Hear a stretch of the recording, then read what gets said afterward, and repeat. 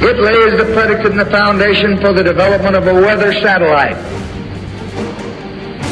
that will permit man to determine the world's cloud layer and ultimately to control the weather, and he who controls the weather will control the world.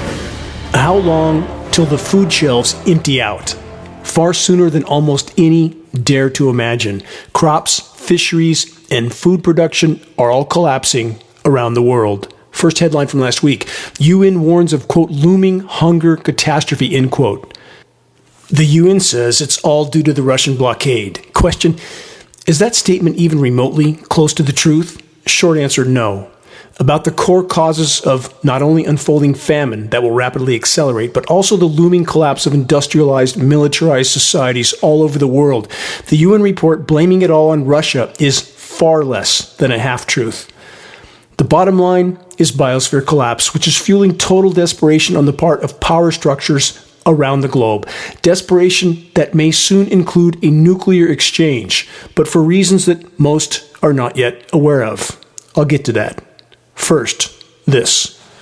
Last week, an extremely near-term existential threat was finally acknowledged by numerous mainstream sources.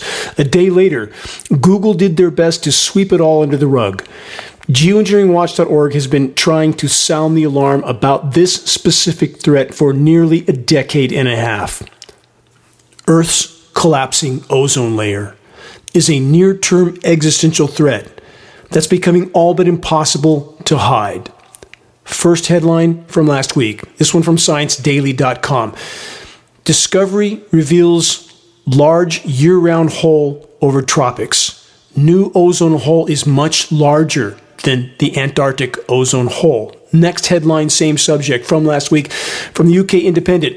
Quote, huge unexpected ozone hole discovered over the tropics.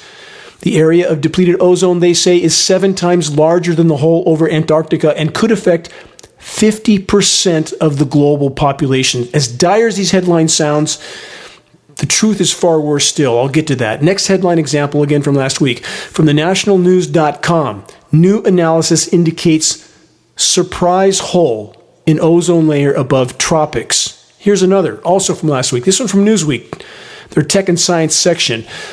Scientists find ozone hole in tropics much bigger than in Antarctica.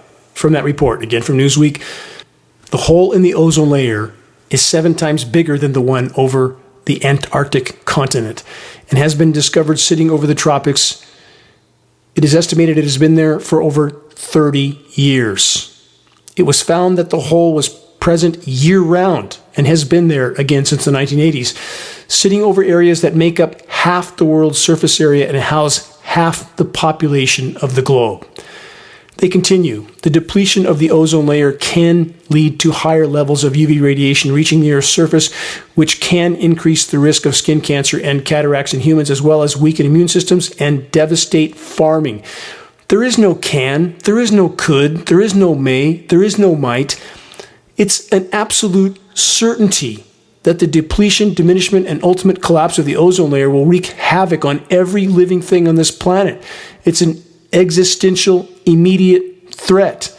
And yet we have the so-called science community, although I'm grateful they disclose part of the threat, not all of it by any means, but they're pulling their punches on everything they say because they know it will lead to massive repercussions from power structures that want desperately to hide this information from the public until the last possible moment. To say the depletion of the ozone layer could, may, might lead to all these bad things is like saying if you pour gas on yourself and light yourself on fire, you could, may, might get burned. It's absurd. It's absolutely absurd. The climate science community and science communities in many arenas need to find their honor, their morality, and their virtue and tell the truth while there's still anything left to salvage. This Newsweek report continues. As with the polar ozone hole, roughly 80% of the normal ozone value is found to be depleted at the center of the tropical ozone hole. They then state this, preliminary reports showed ozone depletion levels over equatorial regions are already endangering large populations, and the linked UV radiation reaching these regions is far bigger than expected, according to scientists. Geoengineeringwatch.org has known and trying to sound the alarm on this for almost a decade and a half. Can you honestly tell me, can anyone honestly tell me that the entire global climate science community didn't know this was occurring? No, but they're all paid to keep their mouths shut. That's how the system works. Those who print the money produce the science however they want, pseudoscience, and they lie about everything they possibly can to keep the public in the dark, pacified, pursuing their own personal pleasures until there's nothing left to salvage. Another headline, same theme from last week. I want to drive this point home. From MSN.com, scientists found a massive new hole in the ozone layer that could affect 50% of the population. I already covered that. They say scientists have discovered a massive new hole in the ozone layer. They say the hole wasn't expected to exist. Again, we knew at geoengineeringwatch.org, we have been publicly sounding the alarm on this for so many years, and the entire global science community just didn't know. But wait, Forbes.com was the first power structure media weapon that jumped into this dire subject only hours after the ozone depletion report surfaced to tell us it isn't so. Here's the Forbes headline. Report of massive new ozone hole threatening billions contains, quote, serious errors. Was there any credible disputing of the data in this Forbes report? No, nothing. They're just telling us it isn't so. And for so many, unfortunately, that's all they need to hear. The only premise on which Forbes based its denial of the breaking ozone hole layer collapse reports was a single individual from the University of Madrid, again, that says it isn't so. Wow, what a relief. Welcome to the planetary asylum. You're listening to the weekly Bad News broadcast, the Global Alert News Hour, commercial-free, non-political, and covering the most dire and immediate threats we collectively face. This broadcast is brought to you by Geoengineeringwatch.org, G-E-O, the word engineeringwatch.org, and is now aired on numerous AM and FM stations in numerous regions throughout the U.S. We hope to soon add even more stations to the growing list of those airing this broadcast. This is Dane Wigington, your host of the Bad News broadcast. Please check the homepage of geoengineeringwatch.org for our YouTube channel versions of this broadcast. We hope you will subscribe to our YouTube channel and help us to circulate this broadcast and our groundbreaking documentary exposing global climate engineering operations titled The Dimming, available to view for free on the homepage of geoengineeringwatch.org. Please help us to expand our voice, and in doing so, to help us more effectively sound the alarm. Again, our website, geoengineeringwatch.org, the largest and most visited source in the world on the subject of covert climate engineering operations. Moving on, as of Thursday of last week, Google had deleted all the new massive ozone hole reports from a search of the ozone hole term, leaving only the Forbes article to do damage control from the former day's leak in the power structure platform's total disinformation control matrix. Pseudoscientists and the institutions they serve have now joined the damage control frenzy, claiming that there's nothing to worry about, claiming that the dire disclosures of the previous day were all just, quote, alarmism. Just a big mistake. Total denial from numerous groups of so-called scientists that couldn't have done even a shred of study in a single day to actually investigate the validity of the massive ozone hole information. Rather, the paid liars from the so-called science community were quick to follow the orders of their paymasters, orders to cover up and deny the previous day's disclosure as aggressively and emphatically as possible, and that's exactly what they did. Platforms of total censorship like Google that did their part to hide and or otherwise delete the critically important reports on Earth's collapsing ozone layer and replace those reports with narratives of official denial. A reminder what Google did to geoengineeringwatch.org about 2 years ago. Geoengineeringwatch.org, because of our rankings of over 40 million visitors, were the top of the first page of a Google search on the geoengineering subject, and overnight, Google deleted us from 20 pages on the geoengineering search term subject. Overnight, gone. And they make it extremely hard to find any geoengineeringwatch.org link through their search engine. What else are the controllers trying so desperately to hide by censoring the ozone layer collapse reports? They are trying to hide the climate engineering reality from populations, i.e. ongoing and increasing weather warfare. It's essential to remember and consider climate engineering operations and all that they involve, the spraying of the atmosphere with ozone layer destroying particles and the microwaving of the atmosphere to manipulate these particles, along with creation of atmospheric pressure zones. All of this, when considered together, are the single greatest ozone layer destroying combination that the human race has inflicted on the planet. Search the ozone destruction section on the homepage of geoengineeringwatch.org to view our warnings going back many years about climate engineering destroying the ozone layer. Again, the ozone destruction section on the homepage of geoengineeringwatch.org. Earth's increasingly damaged atmosphere is extremely evident by the ever-increasing intensity of the sun on our skin and on surfaces. And for decades, the constantly escalating UV radiation has been burning the bark off of the sun-exposed sides of many tree species, scorching leaves and foliage, killing insects, killing plankton, killing us. For the record, no functional ozone layer, no food, no people. We're not only metering extraordinarily high levels of UVB on the surface now, we're getting very high levels of UVC. That's a DNA damaging spectrum of UV radiation that's not being disclosed from any official source, and we have recently begun to detect trace readings of X-ray. That's indicative of an ozone layer that's on the near-term cusp of collapse, functional collapse. As I've stated countless times on this broadcast and for a decade and a half at geoengineeringwatch.org, biosphere collapse is the bottom line that is fueling the insanity on every front.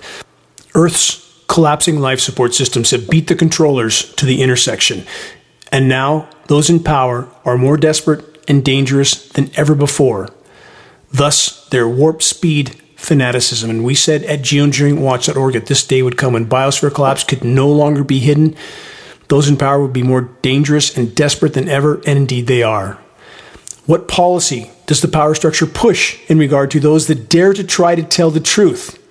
The kill the messenger policy. While populations are programmed to parrot the, quote, conspiracy theory mindless mantra, the final fallback of the factless and the fearful, the conspiracy theory mantra of clueless cowards that seem only to care about preserving their personal paradigm till the last possible moment at any cost to anyone, including their own posterity.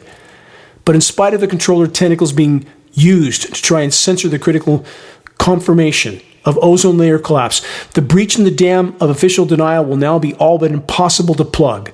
Question: how long till the critical mass of the population wakes up and realizes the party's over? And at that moment, panic will ensue. About the ozone layer collapse reports, i.e. the break in the dam of denial. More bad news. The following report was published on Thursday by science.org. Quote, record ozone hole may open up over the Arctic in the spring. Yet again, there's no could, there's no may, there's no might. It's already there.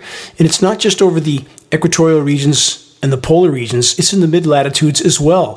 We're metering it. We have a former NASA contract engineer that works directly for geoengineeringwatch.org. We have posted our readings and dialogues with him, again, under the ozone destruction category at geoengineeringwatch.org. Please view this, learn about it, because it is an extremely near-term existential threat. And when I say near-term, I don't mean centuries, I don't mean decades, I mean by mid this decade. That's how near it is. We have a functional ozone layer collapse. Game over. And we are perilously close to that now. And what are the powers that be doing in response to the now badly damaged atmosphere and collapsing ecosystems around the world? They're doing exactly what we should expect them to do. Full throttle with the loot, plunder, pillage, and pollute until nothing is left policy. On that theme, this new headline: condemning everyone alive. Outrage at U.S. Supreme Court climate ruling that undermines EPA enforcement. Covered part of this last week, but again, this is a total gutting of anything the EPA actually did, which is almost nothing. The EPA's job is not to disclose threats to the public, it's to hide them. Keep that in mind. That's what official agencies do. They know who's paying them. They're not going to bite the hand that feeds them, i.e., those who print the money. And how about this variation of the headline I just read?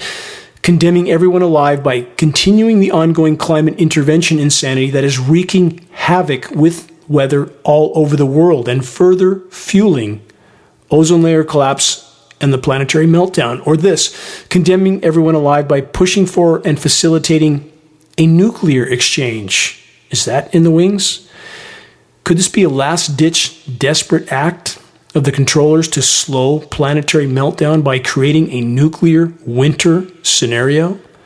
Are the controllers desperate enough to start firing nukes? Does that question even deserve an answer? After 2,400 nuclear detonations on the planet, 2 of them on cities full of innocent civilians. And people wave their flags and think that's patriotic with a war that was already won? The United States government dropped 2 nuclear bombs on innocent cities full of civilians, 100,000 in each case, slaughtering them needlessly? And that's freedom and democracy?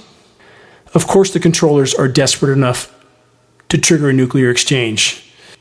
Now that they have climate engineered the planet over the edge of the abyss. With all that in mind, consider this new headline from the UK Daily Mail from last week. Quote, what would happen if Russia launched a nuclear war? They're responsible for everything, aren't they? They're the ones that start everything. That's what the powers that be in the Western countries would have us believe.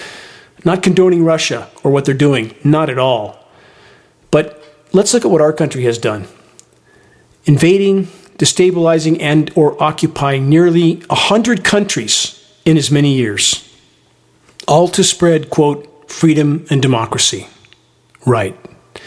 From this UK Daily Mail report, pointing the finger at Russia for starting the coming nuclear war, they say, science study shows firestorms from the nuclear exchange would block out the sun and trigger, quote, a little ice age, end quote, resulting in crop failure and ocean famine.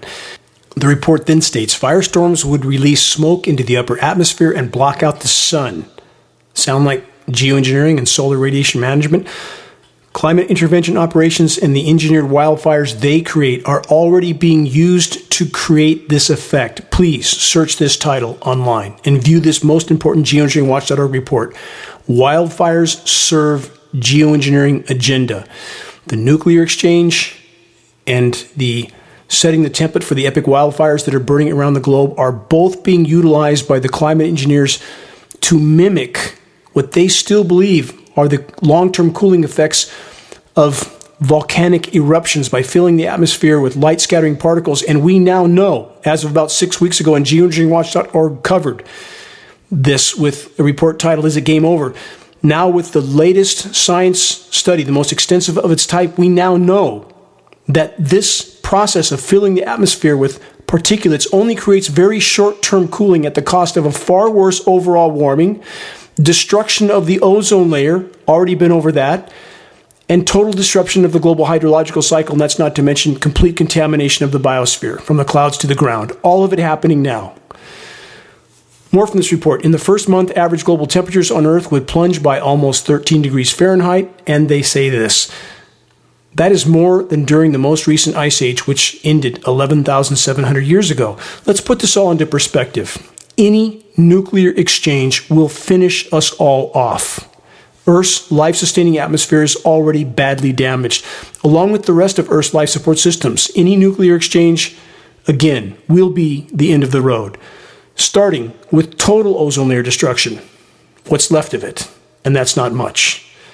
The same result will ensue if climate engineering is allowed to continue. Again, this question, are those in power insane enough to choose the nuclear option as a last-ditch effort to cool a planet that is in a runaway climate collapse? Short answer, of course they are. More on the unfolding collapse of the planet's life support systems from last week. Knocked loose in clouds outburst strongest in many years. Knocked loose in clouds being seen as far south as Washington State and Oregon. The report states a sharp spike in the frequency of noctilucent clouds was detected at the end of June 2022. For the record, the so-called climate science community would have us believe that the sky is full of noctilucent clouds is a perfectly normal scenario. It's not. This rapidly increasing phenomenon is anything but natural and can have numerous underlying factors, some known, some we're still unraveling, as the military-industrial complex continues to experiment on the atmosphere with no consideration of the consequences. Atmospheric methane buildup is a factor. The relentless microwaving of the atmosphere is a factor. Ozone layer collapse is a factor. It's not a this or that equation. Again, there are many complexities. On the same theme from the New York Times and other sources, derecho brings green sky and tornado-like winds to South Dakota. Same theme from thehill.com. South Dakota skies turn green amid severe thunderstorm. The report says the strange phenomenon came right before the area was hit by a derecho. How much climate engineering, grid pattern spraying do you think was going on above that cloud cover? Only the U.S. military and God could answer that question. Noctilucent clouds, green skies, and the countless other variations of completely unnatural phenomenon taking place above us that are all in one form or another tainted with the total insanity of man playing God with the planet's life support systems. We, all of us, are on a runaway train of near-term self-annihilation. And through it all, how many are only focused on their next near-term personal pursuit of pleasure, like taking a holiday flight into the green skies or the noctilucent clouds? On that note, the coming collapse of the air travel industry. From that report, this excerpt. Food production and the carbon fuel industries are not the only ones on the globalist chopping block. It's not really that simple, is it? You could stop all forms of human activity today, including climate engineering. We are going to hit the wall. You can't turn off this kind of inertia. You can't undo the damage done to the planet. If we look at the most parallel former mass extinction, the Pedum event from 55 million years ago, the equilibrium period after this event was about 10 to 20 million years. And what's happening now is happening literally hundreds of times faster and thus is hundreds of times worse. The formerly thriving planet we've known is gone. It's not coming back in any time frame that matters. What we are fighting for now is to preserve any part of the planet's remaining life support systems. On that note, this headline report from last week. An epiphany of total genius from the so-called climate science community. Quote, study indicates link between climate fluctuations and mass extinction. Wow, who could have ever imagined that? That's like needing a science study to connect catastrophic injury and leaping from a 100-story building. Sadly, so much of this so-called science community has completely betrayed the human race in the entire web of life. Let's plow through more new headlines of unfolding collapse. Same simpleton conclusions from the so-called science community. Here's the headline: extreme heat and drought will permanently scar California and its social fabric. The report states recurring drought and rising temperatures have already begun to alter the landscape of California and the American Southwest, researchers warn. Do we need them to tell us that? When we're driving past mountains that are scorched, burnt to a crisp, empty lakes, dying farm fields, we need them to tell us that it's starting to change things? Will the same so-called scientists admit to the climate engineering elephant in the sky that is so corely responsible for the incineration of California? Search engineered drought catastrophe target California from geoengineeringwatch.org from nearly a decade ago. Everything we said in that presentation has happened. It is more accurate today than it was then. We knew. Can't tell me they didn't know. But so many so-called scientists in so many arenas will do and say whatever they're told to do and say to preserve their paycheck, their pension, and their personal paradigm. What a dismal state in humanity. California once supplied the majority of many staple crops for America and the world. No more. And about the fun in the Sun City of Las Vegas, it's about to implode as Lake Mead turns into a mud hole. If you want to know what you're not being told about this unfolding catastrophe, view the just posted 6-minute video report on the homepage of geoengineeringwatch.org. For those just tuning in, you're listening to the weekly installment of Global Alert News, the Bad News broadcast. This is installment number 361, July 9th, 2022. This is Dane Wigington, your host. Global Alert News is brought to you by Geoengineeringwatch.org, the largest and most visited website in the world on the subject of climate intervention operations, known as geoengineering. The commercial-free, non-political Global Alert News Hour is now broadcast on AM and FM stations in Northern California, Texas, Alabama, Florida, Denver, Washington State, Oregon, the Northeast, Sacramento, San Diego, San Francisco, Santa Cruz, Phoenix, Las Vegas, and we're adding more stations all the time. Geoengineering Watch wishes to express our deepest gratitude to those that have helped us expand our reach and our voice in this desperate last-hour effort to sound the alarm. In regard to sounding the alarm, please help us to share the groundbreaking documentary, The Dimming, which fully exposes climate engineering atrocities. The best way to share the Dimming documentary is by circulating the direct link by email directly from the homepage of geoengineeringwatch.org. Sharing directly helps us to overcome social media censorship. Final footnote, you can find Geoengineering Watch awareness-raising materials on our homepage. Our only goal is to provide activists what they need to move this fight forward. There are very high-quality printed materials, and just added, climate engineering conversation starters, our new geoengineeringwatch.org shirts, scannable business cards, and bumper stickers, all effective tools to help strike up a conversation on the climate engineering issue. Doing so is the first and most important step toward getting the as-of-yet uninformed to look up. Again, a reminder on the just-posted expose on the death of Lake Mead, the coming collapse of Las Vegas, and the climate engineering connection. Check the homepage of geoengineeringwatch.org to learn more. Here's a legal update on geoengineeringwatch.org's legal effort to hold the single scientist responsible for triggering Facebook's censorship of the Dimming documentary and all geoengineeringwatch.org data. Our lawsuit against this single scientist, Dr. Douglas McMartin from Cornell University in New York, is ongoing. But what has happened is the so-called legal system has decided to cancel our court hearing date and sent us a memo stating that they will take it into consideration themselves and get back to us someday. The point of a legal system is to be heard in a court of law. We are appealing this decision, and we are not waiting for someday for the legal system in California to get back to us. More details to come. If you want to read the entire 30-page legal complaint against this individual, please do so. It's available on the homepage of geoengineeringwatch.org.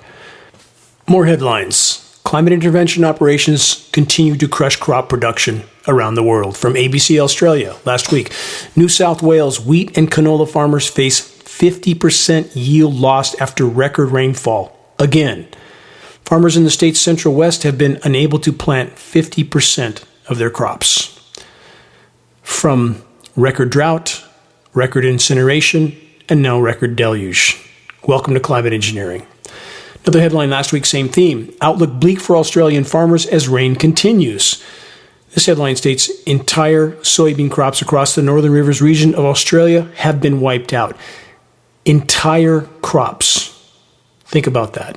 Let's rewind to March of this year from ABC Australia. Northern New South Wales farmers face total crop losses after widespread flooding. Over and over and over, it's happening. The climate engineers control the spigot. Don't forget that. They can cut the rain off or they can augment it. Climate engineering does both. This is not to say that we wouldn't have droughts and floods with the collapsing climate system because of countless forms of human activity. What it is to say is this: when you have global climate intervention operations fully deployed with global cooperation from all major powers and other countries either actively or passively supporting, that means the system is so derailed that no weather can at this point be considered natural. None. When you interfere with the system, you derail the entire system. And in fact, these programs are global in scope and scale. They're inconceivably massive. They dwarf the Manhattan Project. This is a climate engineering Manhattan Project that is exponentially larger than what most dare to comprehend. Same theme, next headline. From last week, multiple sources, climate models may underestimate future flooding. How many times have I had to cover this type of headline? Oops, it's way worse than we thought. Same theme, UK Guardian, also last week. Methane much more sensitive to global heating than previously thought. according to a new study. From that report, greenhouse gas has undergone rapid acceleration, and scientists say it may be due to atmospheric changes. Question: how big a part in that equation does climate engineering play? Report then states methane is 4 times more sensitive to global warming than previously thought. A new study shows that's really bad when you consider this. The growth of this greenhouse gas, which they say over a 20-year time span is more than 80 times as potent than carbon dioxide. Let's stop there because, as I've stated so many times on this broadcast, methane over a 10-year time horizon is 120 times more potent than CO2. Over a 9-month to 12-month time horizon, it can be close to 1,000 times more potent. Those are the time frames we're dealing with. And let's clarify something on the record. We're not talking about livestock flatulence. We're talking about the thawing and releasing of formerly frozen methane deposits in tundra on the seabed, massive methane deposits that are now migrating into the atmosphere, covering the planet like a layer of glass. And climate engineering is making all of it far worse, not better. And now let's say the disintegrating ozone layer we talked about earlier. From every conceivable direction, climate engineering is pounding the nails into our collective coffins. About cutting off moisture, from the UK Express, this: London in crisis, 25 million people, quote, perilously close to running out of drinking water. Just one example. Again, these examples are all over the planet. Next headline, same theme: drought and triple-digit temperatures result in disaster for farmers. This year being described as one of the worst growing seasons in the last decade for Texas farmers, as the weather has kept temperatures well above the precise temperature for optimal corn growth. Corn growth is maximized at 86 degrees Fahrenheit. Once the temperature exceeds that threshold, the growth rate is reduced. For the record, photosynthesis completely stops at 104 degrees. It tapers down radically to that point. And we also have VPD, vapor pressure deficit, when climate engineers fill the sky with desiccant particles, which reduce atmospheric relative humidity. And also these same particles, light scattering particles over the ocean, which reduce evaporation, all of it, again, reducing atmospheric relative humidity. When there's not enough humidity, given the outside temperatures, vapor pressure deficit is a condition in which organisms, plants, trees, shut their stomata, their respiratory ports. They don't breathe. They don't absorb carbon. They don't release oxygen. They don't grow. It's not being addressed by anybody that I know of except geoengineeringwatch.org.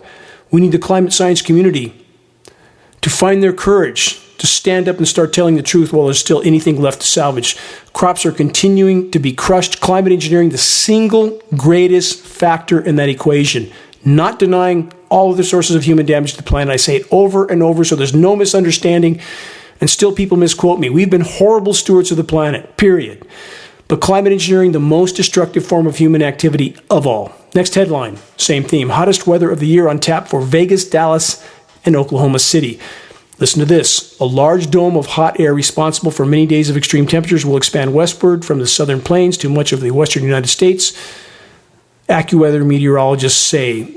They then say the same heat dome has also been contributing to the lack of rain changes in the region. Another form of climate engineering. Ground-based radio frequency microwave transmitters like HAARP in Alaska that can transmit millions of watts of power into the ionosphere, causing an electrical chain reaction, heating it, expanding it. That's the formation of an atmospheric heat dome, which now we see everywhere. We see it mentioned everywhere. We didn't see this decades ago, but we see it now as if it's always been there, and it hasn't. They can establish a heat dome anywhere they want. Doing so not only fries whatever is below, but, for example, in the northern hemisphere, a high-pressure heat dome rotates clockwise. The upper level winds rotate clockwise around this spinning pressure zone, and that diverts moisture around that same region, and it comes down elsewhere in a deluge. They control the spigot. Remember that. From Reuters, from Italy, Italy's drought-hit farmers face seawater threat. Twofold problem there. Cutting off the moisture to these portions of Italy, drying up the rivers, drying up the farm fields, and the oceans are rising, period. Land is also subsiding, from in many cases pumping groundwater out of it. Everything humans do to interfere with the natural systems goes badly.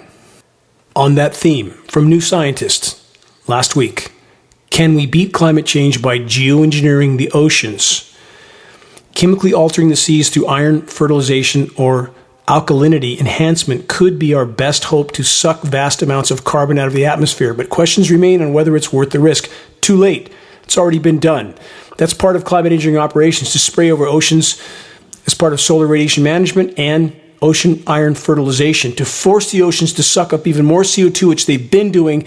Now they're acidifying. Now the oceans are converting to what's known as Canfield Ocean, a superheated, deoxygenated, lifeless dead zone. That's what's happening. And we have the so-called climate science community saying we might have to do this, and it might turn out okay. Too late. It didn't turn out okay. Let's add this to the equation from counterpunch.org. And I've communicated with the author of this article, who still won't address climate engineering, by the way. U.S. Marine Press takes on hothouse Earth. That term is self-explanatory. The report states the world's militaries, intelligence agencies, foreign affairs strategies, and think tanks are unwittingly advancing the hyperthreat, which is an acceleration of climate and environmental change leading to hothouse Earth. This startling information is explained in detail in an eye-opening analysis in which hyperthreat is the primary subject dealt with in this study published in the Journal of Advanced Military Studies.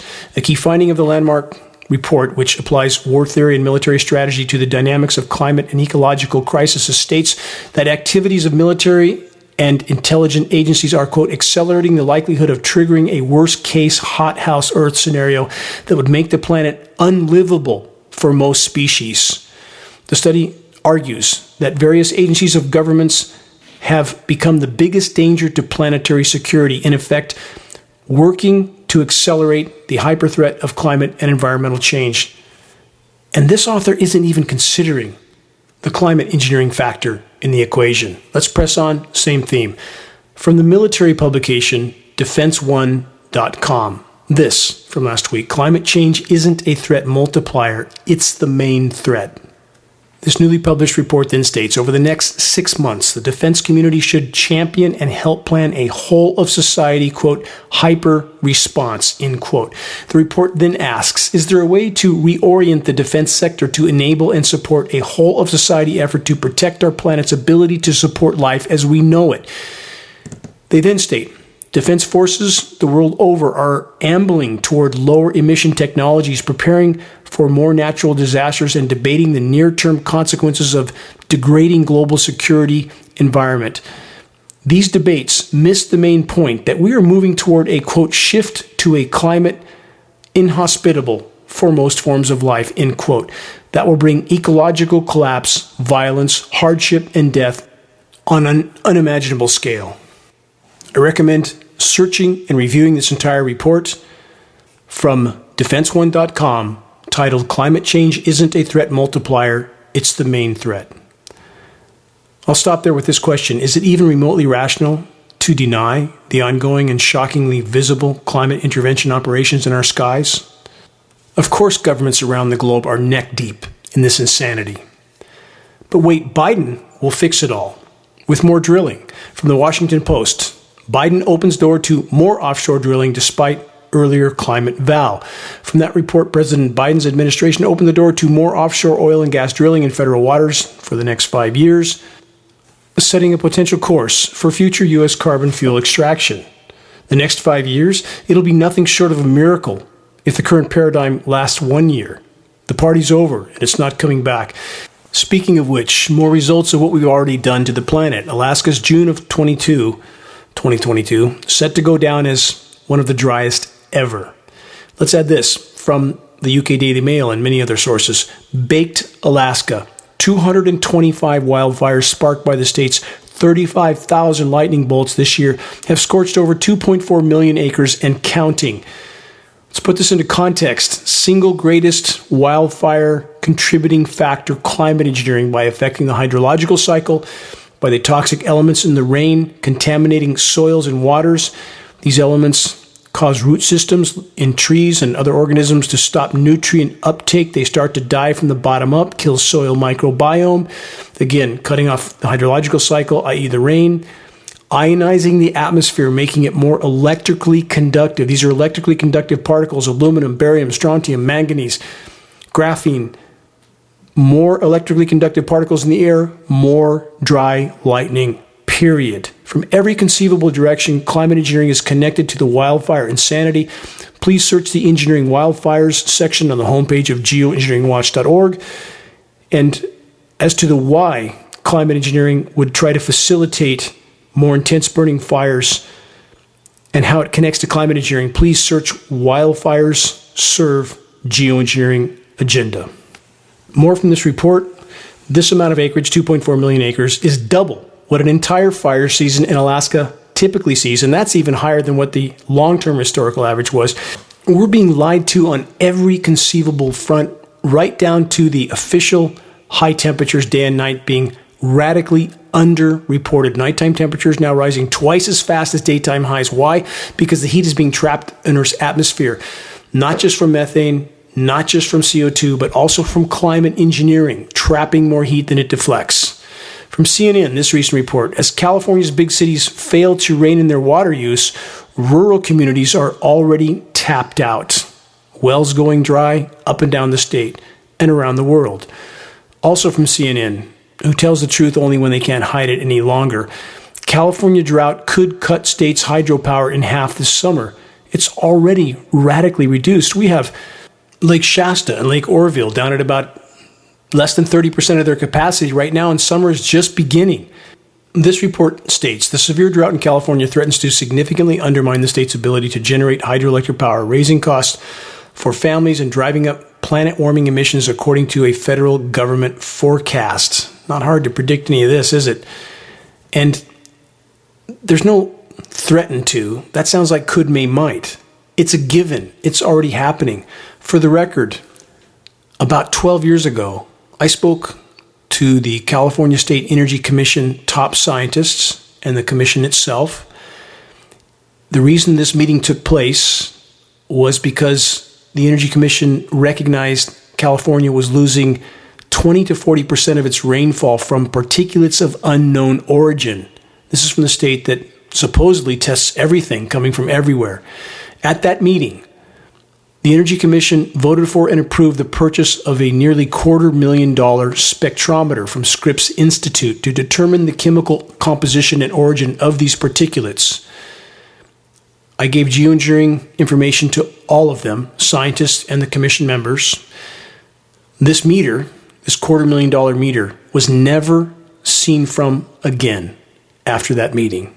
And that's what happens over and over. If any fire of awareness starts to burn, it is systematically stomped out by those who print the money. And that can only happen when you have a so-called governmental system that is stocked with individuals who seem to only care about their paychecks and pensions and will do whatever they're told to preserve them. As I've stated numerous times, I met with Gavin Newsom and his top aide at the Capitol in Sacramento, presented climate engineering data that they could not dispute. They've done exactly nothing but continue to help hide the issue. That's their job. From NPR earlier this year, study finds Western megadrought is the worst in 1,200 years. Consider this is exactly what I told Gavin Newsom would happen so many years ago. Exactly what geoengineeringwatch.org has stated on the record for a decade and a half would happen. It is happening. It's only being acknowledged because it can no longer be hidden. Geoengineeringwatch.org placed our first full-page Northern California newspaper ad warning about what was coming. We did this in 2008. Where are we now? The climate engineers have yet again set the stage for epic Western North American wildfires, and they have begun. This headline from last week, Electra Blaze spreads through Amador County. From that report, experts warned much of the U.S. has become a, quote, tinderbox, with drought and climate change blamed for making wildfires both more likely to occur and more likely to be serious when they do. Again, complete omission of the climate engineering issue, which is core to this equation. This report continues with almost the entire state of California and the majority of the southwest U.S. in severe drought conditions or worse. The condition is certainly ripe for a bad wildfire season, setting the stage for more epic burns. Wildfires serve geoengineering agenda. Final statement from this report. Fire Authority Chief Brian Finnessy lamented, quote, "We used to talk about fire seasons. We now call them fire years." My daughter Minga is part of the state of California's firefighting effort. She's currently stationed on the Electra blaze. And now this from the other side of the world. New from the UK Guardian, Spain and Portugal suffering driest climate for 1,200 years, research shows. What an incredible coincidence, isn't it? The west coasts of both continents suffering exactly the same fate. For the record, the statistical odds of this exact parallel scenario occurring without climate engineering making it happen are zero. From the Spain-Portugal drought report, consider this quote: effects of human-caused global heating are blocking vital winter rains with severe implications for farming. No, this is not the truth. Climate intervention operations are the key core factor that is blocking rain and crushing crops. Again, there must be more overall rain on a rapidly warming world. The laws of physics make this clear. When there isn't, there is a massive factor we're not being told about. That factor is climate engineering, aka weather warfare. Next headline, also last week: heat, drought, and wildfires. Torrid spell torments Portugal. And let's add this, new from Reuters. Rising heat drives crippling sandstorms across the Middle East. More crops and populations being crushed. How many people even now cling to the technology will save us programmed mindset that couldn't be further from the truth? How's that going so far? Is technology saving us? What about electric vehicles? Will they save us from ourselves? Not so much. How many electric vehicles are being charged with coal-fired power plants, or worse, so-called biomass electrical generation plants? I'll get to that in a moment, the biomass plants. First, about the EV charging. There's some EV charging stations that have a diesel generator right next to them to supply the power. We live in an asylum. One photo of such a paradox is circulating online with this caption, states, quote, "Just pretend you don't see the massive diesel generator in the background as you charge up your electric car and pretend you're saving the world." And about biomass plants being pushed as a, quote, renewable energy source, consider the following excerpt from a report pushing biomass as, quote, renewable energy. From the conclusion part of that report, quote, biomass has great promise as a sustainable energy source. They say it's renewable, carbon neutral, and can generate electricity, heat homes and businesses, and power transportation. With proper management, they say it can provide a reliable and clean source of power with minimal impact on the environment. What a pack of lies that are pushed and propagated by so-called environmental organizations that seem to care only about preserving their nonprofit status, and who, as I have stated many times, will never admit to the climate modification insanity. So-called biomass electrical generation stations are cutting down forests and burning them to generate electricity that then those who think they're environmentalists are charging their EV vehicles with. For much more on the non-renewable factors of so-called renewable energy, view the documentary Planet of the Humans, available for free online. Are alternative forms of energy better than burning carbon-based fuels? Yes, absolutely. But so far, the alternative forms of energy that have been made available are not truly renewable. Not at all. And finally, for the record, even if there was some magical form of endless, truly renewable energy, would that stop the human race from the path of near-term self-extermination that we're currently on? Given all that we know about the human race and its behavior, the short answer is no. Our species seems determined to loot, plunder, pillage, and pollute until nothing is left. This mindset must change, or we're all doomed. Not somewhere out on the horizon, but in the unimaginably near term. But as long as we can keep purchasing and driving those new cars that we can buy with nothing down, no interest, and no payments for 6 months, what could be wrong? How can we keep fueling those cars, though? New from the UK Guardian, this headline from last week: why are we feeding crops to our cars when people are starving? ? They say modern biofuels are touted as a boon for the climate, but used on a large scale, they are no more sustainable than whale oil. Exactly true. Look at photos of sprawling and inconceivably massive megacities. How can anyone actually believe such constructs are in any way sustainable? Yes, the human race, already having crashed through the guardrail, hurling through the air to the bottom of the abyss, and even now the controllers are hitting the accelerator. And unfortunately, huge segments of the population are gleeful about it. The price of a gallon of gas seems their only concern. How many of this demographic has taken the time to look up at our skies and contemplate the military-industrial complex insanity occurring there, aka climate intervention operations, which are, day by day, pounding the final nails into our collective coffins? Next headline, same theme. CDC, Centers for Disease Control, warns public to avoid the toxic algae blooming in warming waters. And waters are warming all over the globe, seeing this algae almost everywhere. Cyanobacteria produces toxins that can harm the internal organs of humans and wildlife. Symptoms of exposure include headache, pain, dizziness, vomiting, and diarrhea.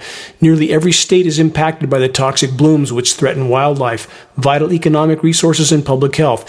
According to the U.S. National Office of Harmful Algae Blooms, researchers now say global warming is making algae blooms worse in certain regions of the world. And let's add climate engineering, toxifying rainfall and surface waters, killing beneficial microbiome in soils and waters, and further fueling this scenario. Not to mention destroying the ozone layer, which is causing massive thermal energy buildup on the surface from so many directions. Climate engineering, again, sucking the noose around our collective necks.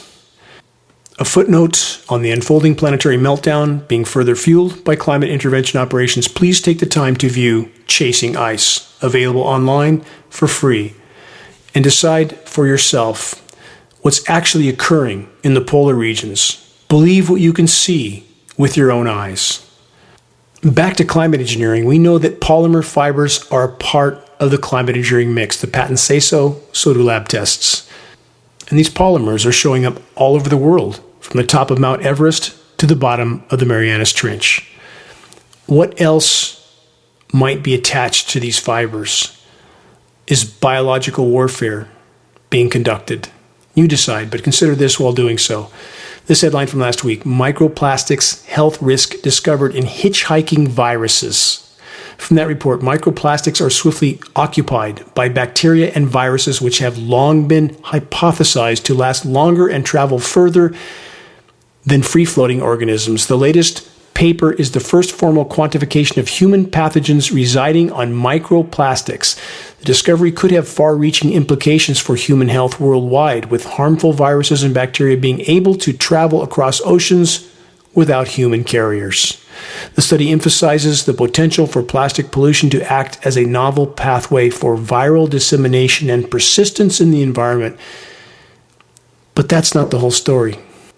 Not even close. No mention of the polymer fibers used in climate engineering operations that are based on extrapolations from rain tests, dumping tens of millions of tons of these particles into our atmosphere annually. Think about that. I'm almost out of time for this broadcast, but consider this question. How deep does the power structure insanity go? Is there any limit? The answer would seem to be no. From the UK Guardian and other sources, CERN, the particle collider, gears up for more discoveries 10 years after the, quote, God particle was found. The report states, with the Higgs boson already in the bag, the Large Hadron Collider begins another period of data collection. Question: what are the true objectives of this potential weapon of mass destruction? The true objectives of the particle collider, given the undeniable malevolence of those in power? Most may not want to know. I hear from many who ask me, what can we do to get our lives back to, quote, normal? My reply: the paradigm that was is exactly what delivered us to this dark place to begin with. What was is gone. It's not coming back. As I've stated over and over, we must accept that. We can accept it well or poorly, but accept it we must. It was never sustainable, not even close. The loot, plunder, pillage, and pollute paradigm of endless consumption and the delusion of perpetual expansion on a finite world with finite resources was always a near-term death sentence. Now, man's attempt to manipulate the planet's remaining life support systems with climate intervention operations may be the final nails in our collective coffins. And in addition to climate engineering elements, what else are the controllers planning? Like perhaps a nuclear exchange. What else are they dispersing in our skies? Is it too late? Are our collective futures carved in stone?